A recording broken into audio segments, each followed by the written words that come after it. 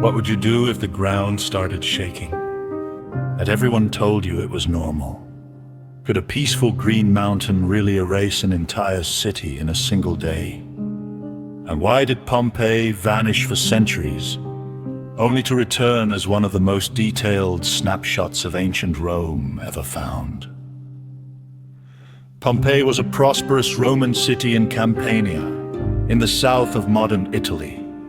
It stood at the foot of Mount Vesuvius, close to the coast, and by AD 79 it had grown into a busy place of trade, production, and everyday comfort. Local workshops and nearby estates produced olive oil, wine, and the famous fish sauce garum, while fertile lands around the city supported agriculture and wealth. Pompeii's society reflected the Roman world. Aristocrats, merchants, and craftsmen lived side by side, and freedmen, former slaves, could rise to become respected. Wealthy citizens' inscriptions show that local patrons helped fund public buildings, leaving their names on the city's stone and walls. The streets were tightly built with homes of different sizes and status, and some businesses, including bakeries, were preserved in remarkable detail. Entertainment was central to public life. The amphitheater, built around 70 BC, is one of the oldest stone amphitheaters known. Pompeians were so passionate about spectacles that in AD 59 a violent clash between rival crowds ended in bloodshed. An event recorded by the historian Tacitus and serious enough to draw Roman intervention. But the warning signs began years earlier. About 17 years before the eruption, a powerful earthquake damaged large parts of the city, and rebuilding continued for a long time. Even so, most residents did not see Vesuvius as a threat. It looked like an ordinary green mountain, and historical records offered little reason to expect an eruption. Then, in the late summer of AD 79, Vesuvius erupted with devastating force. In a matter of hours, ash and volcanic debris buried Pompeii beneath a multi-meter layer, freezing homes, streets, and daily routines in place. The city disappeared from memory. But that same blanket of ash acted like a natural seal, preserving Pompeii for centuries. Today, the excavated ruins are a world-famous monument that lets scientists and viewers look directly into the everyday life of ancient Rome. In this still-to-enter investigation, we'll examine how the people of Pompeii lived before the catastrophe, what unfolded during the eruption, and what lessons the city's destruction still teaches us. What if the sleeping mountain beside your home wasn't sleeping at all? Could you recognize danger if your world didn't even have a word for volcano? And what warning signs did Pompeii ignore before Vesuvius turned cities into ash? Vesuvius, geological background and warning signs. Today, Vesuvius is known as the only active volcano on mainland Europe. For many centuries before the catastrophe, it seemed quiet, and its slopes looked calm and harmless. The ancient Romans didn't understand its volcanic nature. At that time, even the concept and term volcano were not used the way we use them now. Yet long before the Romans, back in the Bronze Age, Vesuvius had already shown its power. Researchers know about the so-called Avellino eruption, which buried ancient settlements. By the 1st century AD, however, only faint legends remained about such disasters.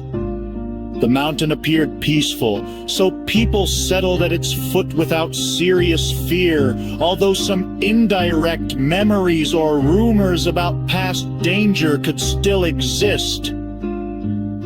In addition to the major earthquake that struck the region in AD 62, smaller tremors were recorded in the years leading up to the eruption. Several noticeable earthquakes occurred just a few days before the fatal day. But seismic activity was common in Campania, and later Pliny the Younger recalled that people were used to such shaking and didn't treat it as something extraordinary.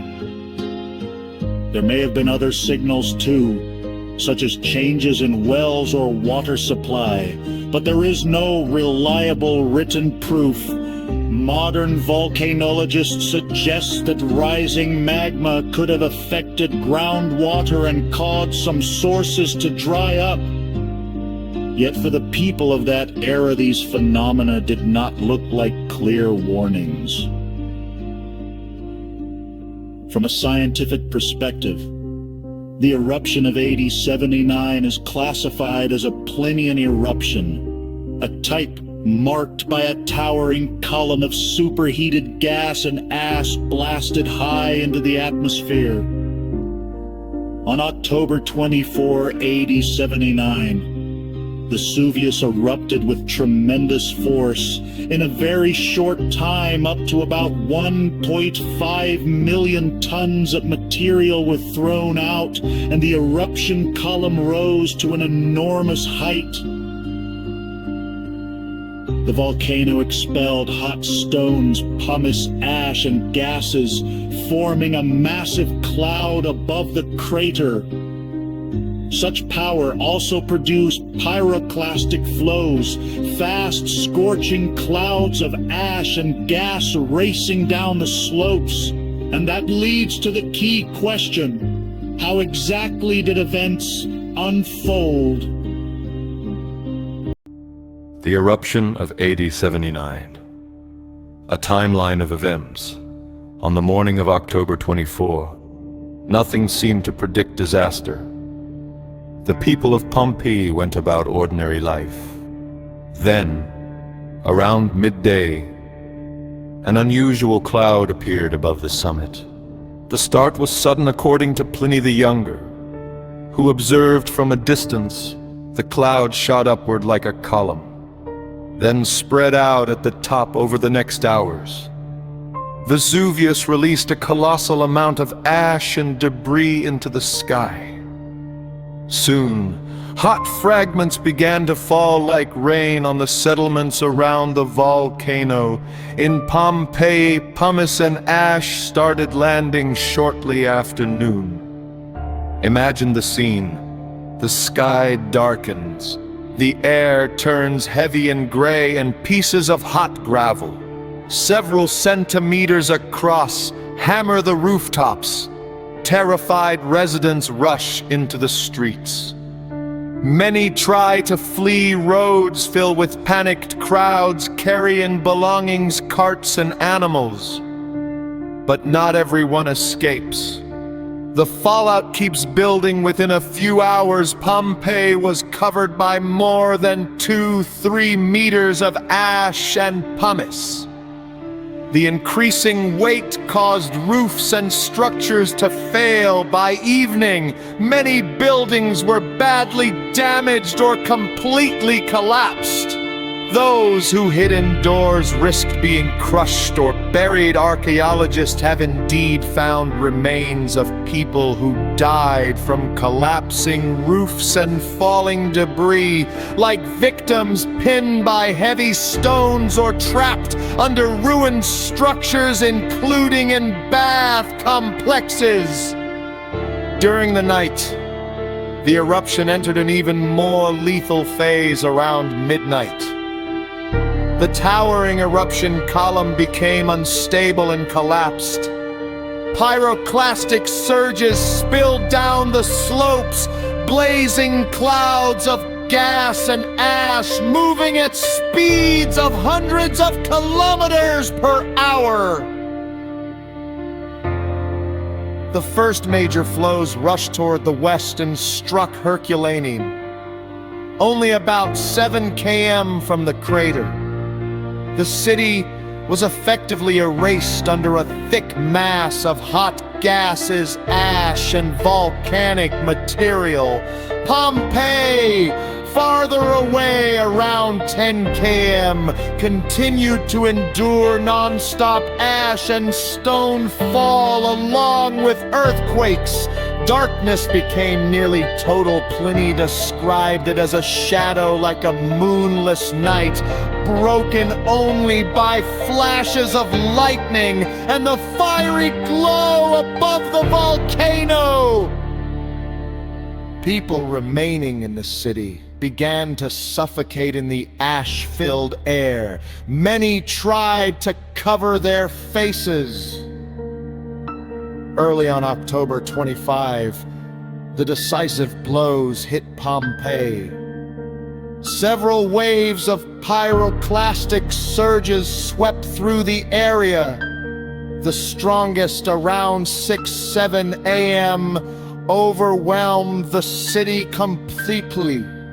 A deadly avalanche of hot gas and ash poured into the streets from the direction of the volcano. Modern research estimates temperatures reaching up to 300 degrees C.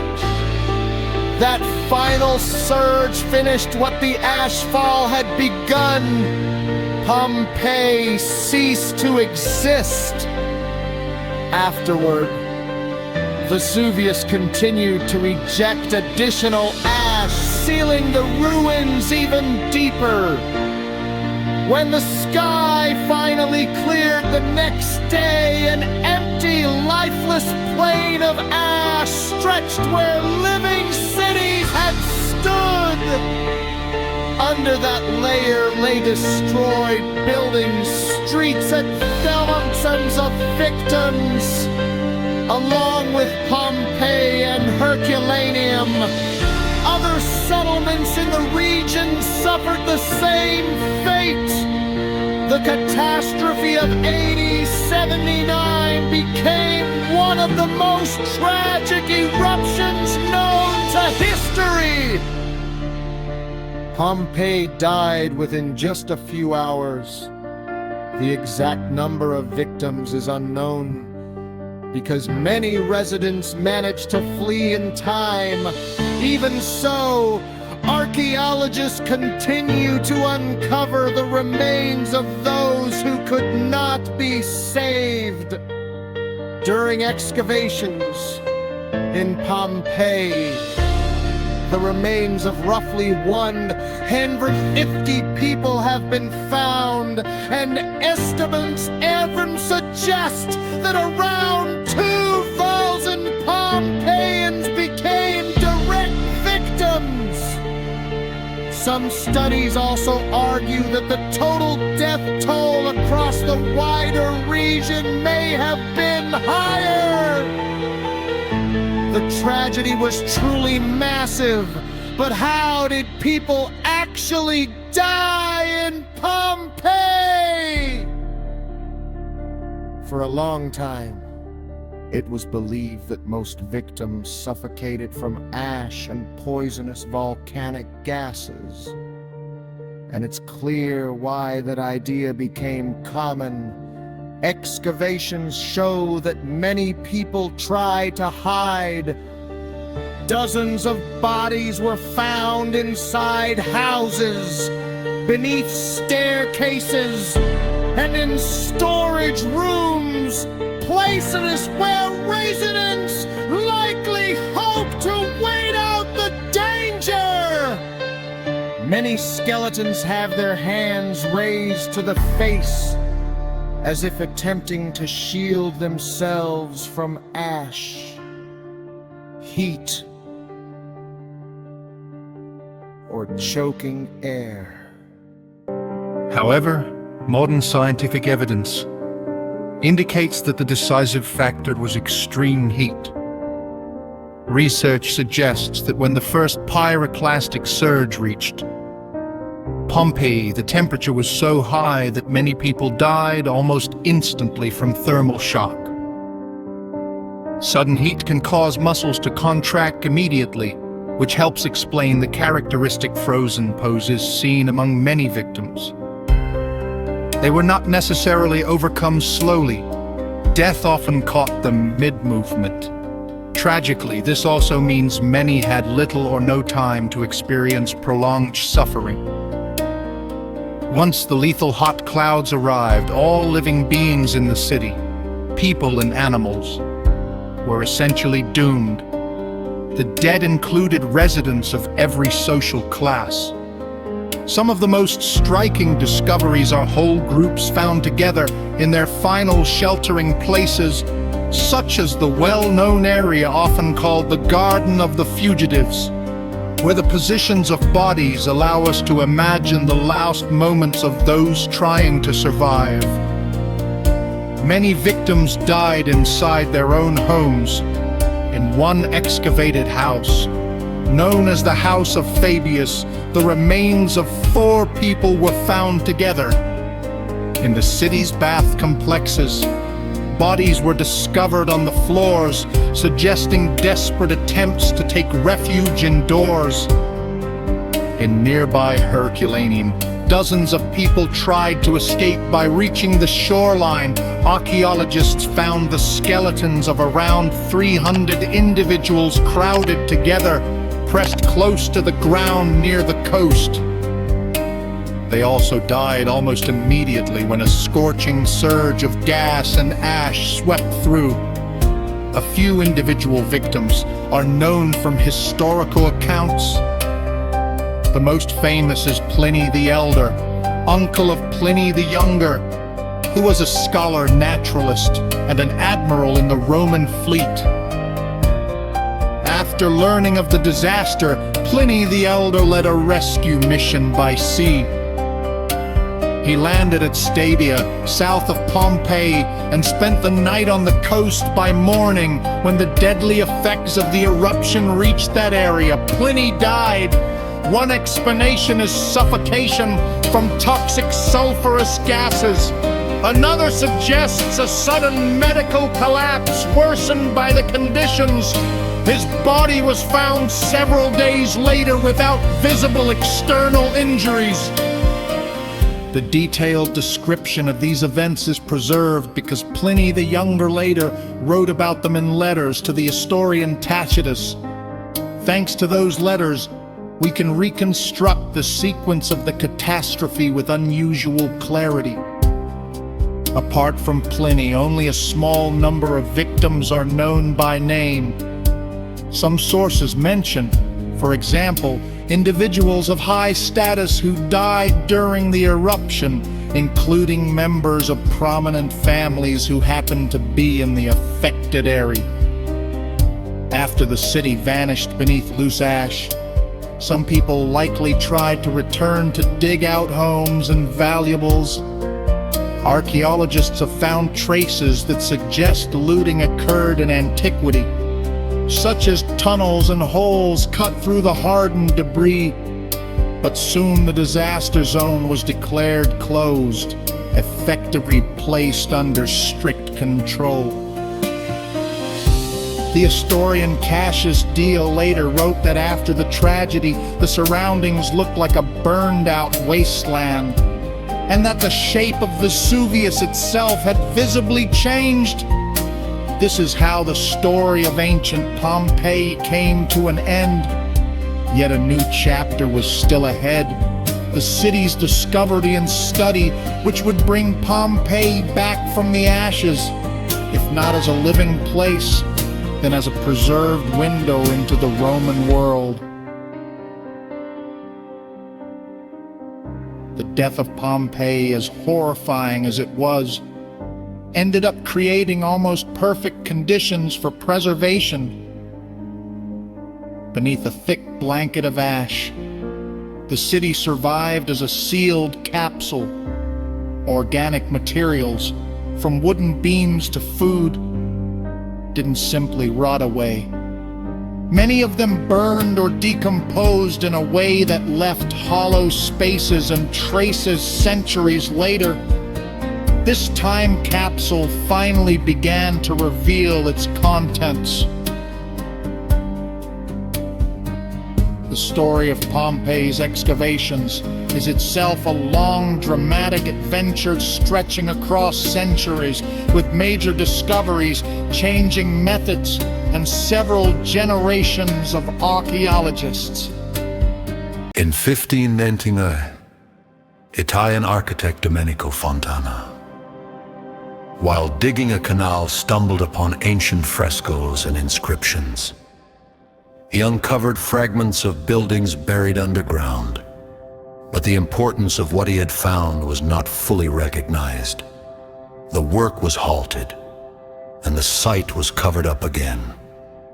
In 748, the first systematic excavations began by order of the King of Naples, Charles III of Bourbon. Also known as Don Carlos.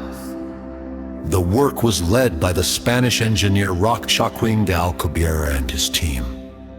At first, their main goal was to recover valuable objects for the royal collection. In 1763, an inscription mentioning Pompeii was discovered, confirming that the legendary lost city was indeed buried here. Those early digs marked the real beginning of Pompeii's exploration, even though the approach was often chaotic and many finds were removed without careful recording. A major turning point came in 1860, when the Italian archaeologist Giuseppe Fiorelli took charge. He transformed the excavation from treasure hunting into scientific research. Fiorelli introduced a structured system. The city was divided into regions and blocks, buildings were mapped, and houses were numbered to document discoveries properly. Fiorelli also created one of the most famous techniques in archaeology, plaster casting. He realized that as bodies decomposed, they left empty cavities in the hardened ash. By filling those voids with plaster and letting it set, researchers could produce lifelike three-dimensional casts of people and animals at the moment of death. These figures, frighteningly precise, brought Pompeii's final moments into the modern world. The mother holding a child, the terrified victim frozen mid-motion, the dog caught in a desperate struggle. Even today, these casts remain among the most emotionally powerful symbols of the catastrophe. From 1920 to 1961, large-scale excavations continued under Emilio Maiuri. With support from Mussolini's government, vast new areas were opened, including sectors south of the main street. The Via dell'Abbondanza residential neighborhoods, gardens, and burial zones were explored, and by the end of the 20th century, around 2/3 of Pompeii had been unearthed. After the 1960s, priorities began to shift. Instead of expanding digs, attention increasingly focused on preservation, because newly exposed buildings and frescoes started to deteriorate under weather, humidity, and modern environmental pressure.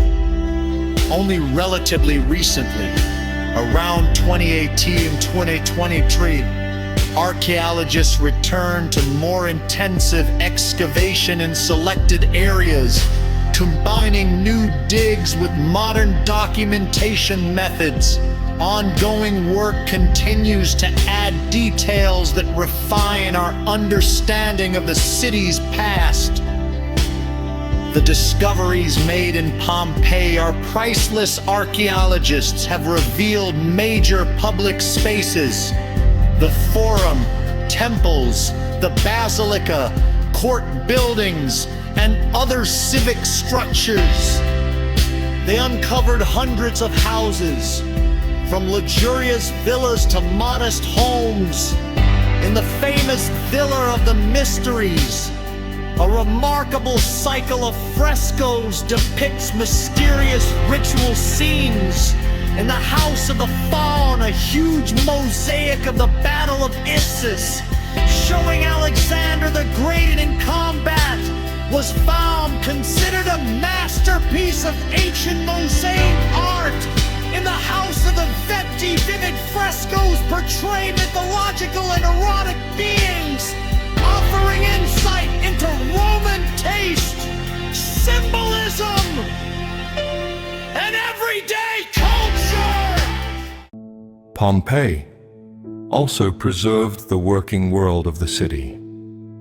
Finds from workshops and trades show how different professions operated. In dyeing and laundry buildings, tools and installations survived that reveal how fabrics were processed. In shops and taverns, archaeologists found storage vessels for wine and grain, kitchen utensils, and even food remains, grains, nuts, fruits, helping reconstruct the diet of ordinary residents. Some discoveries feel almost unreal in certain thermopolia. Containers and meals remained in place as if customers might arrive at any moment. In one house, dozens of round loaves were found still in the oven, left there on the day the disaster struck. Not only objects survived, written traces were preserved in extraordinary quantity. Hundreds of inscriptions, announcements, and especially graffiti shed light on daily life in a way formal literature rarely can, scratched or painted onto walls. These texts are strikingly human. Love notes, jokes, personal insults, household calculations, and quotations from writers like Virgil. There are also political messages, calls to vote for local candidates, showing that civic competition and public persuasion were part of everyday city life. Other inscriptions advertised taverns and services. Pompeii, in a sense, gave historians the direct voice of ordinary people and preserved living, conversational Latin rather than polished elite writing. Every find in Pompeii is a piece of a larger puzzle. Together they allow researchers to reconstruct the city's layout and infrastructure.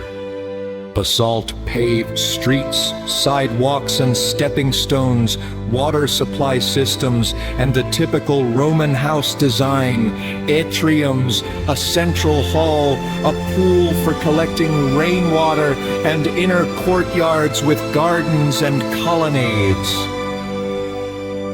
Even gardens and vineyards could be identified.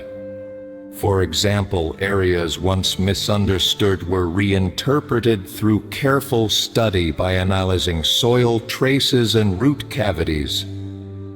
Archaeologists were able to replant grapevines in patterns matching those from AD 79, effectively recreating parts of the ancient landscape. These studies suggest that the population may have been lower than some older estimates, and that green spaces and planted areas inside the city were more extensive than previously thought. That is why Pompeii is often called an archaeological treasure house and a true time machine into the ancient world. Pompeii matters because no other place shows the everyday world of ancient Rome with such completeness. Historians usually rebuild the past from texts and scattered artifacts. Pompeii gives us something far rarer, an entire city preserved with its streets, homes, businesses, art, and human relationships still written into the space itself. Here we can trace ordinary life in detail, how bread was baked, how taverns and street food counters served hot meals and wine, how shops stored goods in large built-in jars. We can see how workshops worked, how laundries operated, and how people organized labor in a living city. Mosaics, frescoes, and statues reveal taste, status, and belief. Inside many homes, small household altars once stood, places where families prayed every day, reminding us how deeply religion was woven into private life. Pompeii also makes the economy visible. Trades that were once only mentioned in passing become real and tangible here. Wine production, garum workshops, artisans, jewelry makers, and countless small businesses that kept the city alive. What used to be theory becomes evidence. Just as important, Pompeii sharpens our understanding of society. Buildings, inscriptions, and graffiti show the city's social layers. Wealthy villas beside modest dwellings, shops next to homes, and neighborhoods where freedmen rose into prosperity. Election notices, public announcements, donation lists, and gladiator posters reveal how local politics and community life actually function. Pompeii shows what a Roman provincial city truly looked like. Its planning, its mix of commerce and housing, and even the surprising presence of gardens and vineyards inside the urban space. For the history of science and archaeology, Pompeii was a turning point. Work here helped shape archaeology into a modern discipline. Careful documentation, mapping, recording finds in context, and preserving what was discovered rather than simply removing it. Even the plaster casts introduced a new way to reconstruct human history. Technology used to preserve the final moments of real lives. Pompeii also changed culture beyond science. Its discoveries inspired artists, writers, and generations of imagination. And today it remains a living research site, an open-air museum where new methods, from scanning to DNA analysis, continue to extract information from the past. Every season can still bring new finds, new rooms, new details that expand the story. And that brings us to the final truth. Pompeii is both a tragedy and a miracle. A tragedy because a thriving community was erased in a single day and thousands of lives were lost. A miracle because the city was preserved in a way that allows it to speak to us across 2,000 years. The lesson is complex. Pompeii reminds us of nature's power, how even an advanced society can be helpless before a catastrophe. Vesuvius is still active today, and millions of people live around it. That is why this story is not only history, but also a warning. We must study such forces seriously if we hope to reduce future disasters. At the same time, Pompeii teaches respect for cultural heritage. What survived under the ash is not just ruins.